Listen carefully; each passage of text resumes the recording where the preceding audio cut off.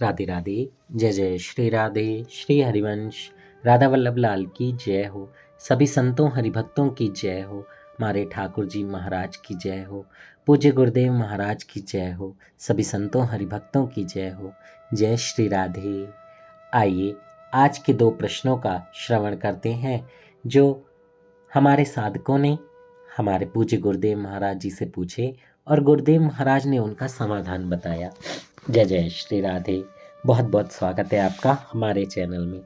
तो पहला प्रश्न है, साधक ने पूछा, महाराज जी जाने अनजाने में हमसे जो पूर्व में दुष्कर्म हुए हैं मुझे बार बार वही याद आते हैं और उनको याद कर करके मैं बड़ा दुखी होता हूँ। अतः इस स्थिति में मैं क्या करूँ? ये हम सबके साथ होता है। बहुत बहुत बहुत प्यारा प्रश्न है, क्योंकि हम जो गलत काम कर देते हैं तो हमें वो याद जरूर रह जाते हैं, क्योंकि नाम जब हम करते हैं तो मन बहुत जलाता है। आइए गुरुदेव ने क्या उत्तर दिया। गुरुदेव ने कहा, हमारा प्रत्येक क्षण श्री प्रिया प्रियतम के चिंतन में जाना चाहिए। जो हो चुका है हमें उसका चिंतन नहीं करके उसका शोक भी नहीं करना है, और चिंतन करेंगे तो ज़्यादा हमें शोक ही होता रहेगा। गतम न शोचामी। और भविष्य में क्या होगा, दुर्गति होगी कि सदगति होगी, प्रभु मिलेंगे कि नहीं मिलेंगे, ना उसकी चिंता करनी है। हमें वर्तमान संभालना है। हमारा जो वर्तमान है उसका हर क्षण प्रियालाल के चिंतन में बीते। फिर चाहे जब शरीर छूट जाए समझ लो आपका काम हो गया। श्री गीता जी में भी लिखा है, हम हर क्षण प्रभु का चिंतन करते रहें, पता नहीं कौन सा क्षण हमारा अंतिम हो। यदि प्रभु का चिंतन करते हुए शरीर छूटेगा तो निश्चित भगवत प्राप्ति होगी। हम भविष्य में भजन कर लेंगे ये आशा नहीं रखनी है।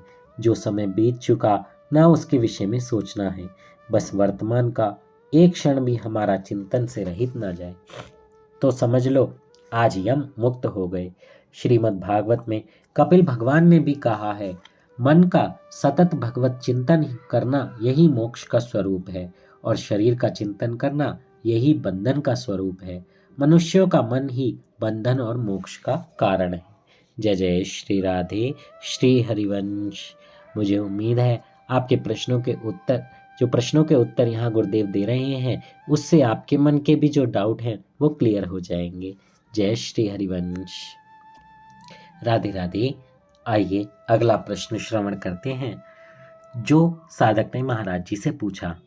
महाराज जी, आप कहते हैं सब में भगवान के दर्शन करो, पर व्यवहार में कुछ ऐसे लोग भी मिलते हैं जिनके प्रति भगवत भाव बन ही नहीं पाता, अतः हम क्या करें? ये भी बहुत बहुत अच्छा प्रश्न है।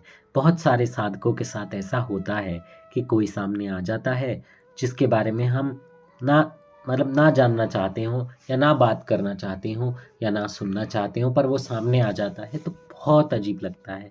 देखिए हमारे गुरुदेव ने क्या उत्तर दिया, आइए सुनते हैं और कोशिश करते हैं कि हम उस पर अमल करें। आप सबसे मेरी यही प्रार्थना है कि गुरुदेव महाराज के प्रश्नों के उत्तर सुनकर आप भी अपनी जिंदगी में उन्हें धारण करें और भगवत प्राप्ति के मार्ग में आगे बढ़ें। जय श्री राधे। अनुकूलता में तो सबको भगवत बुद्धि करने में सहजता होती है, लेकिन प्रतिकूलता में भगवत बुद्धि हो जाना इसी बात की तो साधना करनी है। अगर हम प्रतिकूलता में भगवत भाव कर गए तो पास हो जाएंगे। जब कोई हमसे मधुर व्यवहार करता है तो उसमें भगवान को देखना सहज है, लेकिन जब हमें कोई आकर गाली दे, धक्का मारे, तो वहाँ भगवत भाव करना कठिन हो जाता है। यही तो परीक्षा होती है उपासक की, इसलिए हमें प्रत्येक स्थिति में भगवत भाव करना ही है। ज्ञानी जन विद्या और विनम्रता से संपन्न ब्राह्मण में गाय, हाथी, कुत्ता, चांडाल आदि में समदर्शी होते हैं, अर्थात सर्वत्र तत्व रूप से प्रभु को ही देखते हैं। पर एक बात की सावधानी रखनी है कि उपासक को व्यवहार सबसे नहीं करना है, समदर्शन करना है, लेकिन समवर्तन नहीं करना है। हम गाय, कुत्ता, चांडाल, ब्राह्मण सभी में भगवत भाव रखें, लेकिन समवर्तन अर्थात व्यवहार एक समान नहीं करें। यदि व्यवहार सबके साथ समान करोगे तो पतन हो जाएगा, क्योंकि सिद्ध पुरुष तो अभी हो ही नहीं। इसलिए भगवान ने समदर्शिना कहा है, समवर्तिना नहीं। सबके साथ समान व्यवहार हो भी नहीं सकता है, जैसे 4 स्त्रियां हैं, माँ, बहन, पत्नी और बेटी। चारों में समान भगवत भाव हम कर सकते हैं, लेकिन चारों से व्यवहार समान नहीं कर सकते। व्यवहार अलग अलग यथोचित ढंग से ही करना पड़ेगा। इसी तरह शरीर यद्यपि हमारा ही है, हमको शरीर के सभी अंग बराबर प्रिय हैं, लेकिन जब अधो अंगों का स्पर्श हो जाता है तो हम हाथ धोते हैं, तो व्यवहार एक जैसा नहीं रहता। इसलिए व्यवहार में विषमता होती है। अभी कोई दुष्ट आकर के भगवान, गुरु या भक्तों की निंदा करे तो भगवत भाव तो हम उससे भी रखेंगे, लेकिन व्यवहार उसके साथ वैसा ही करेंगे। अतः व्यवहार में समदर्शिता नहीं होती है। व्यवहार में भेद होना आवश्यक है। शास्त्र आज्ञा अनुसार ही व्यवहार हो, लेकिन तात्विक दर्शन अभेद हो। कहीं भी शरीर में अगर चोट लगती है तो हम समान रूप से उसका इलाज करते हैं, वहाँ भेद नहीं करते। भगवान स्वयं भी व्यवहार में भेद करते हैं। मैं सब प्राणियों में संभाव से व्यापक हूँ, ना ही कोई मेरा अप्रिय है और ना ही प्रिय है, किंतु जो भक्त मुझे प्रेम से भजते हैं वो मुझ में और मैं उनमें प्रत्यक्ष प्रकट हूँ। जय जय श्री राधे श्री हरिवंश। कितने आसान शब्दों में गुरुदेव हमको यहाँ पर समझा रहे हैं। गुरुदेव एक एक चीज़ को इतना डिटेल में बताते हैं कि बहुत बहुत आनंद आ जाता है गुरुदेव की बात सुनकर। आई होप आप सबके मन के भी प्रश्न क्लियर हो रहे होंगे, डाउट क्लियर हो रहे होंगे, और गुरुदेव की बातों को मानते हुए आप भी भगवत मार्ग में आगे चलिए।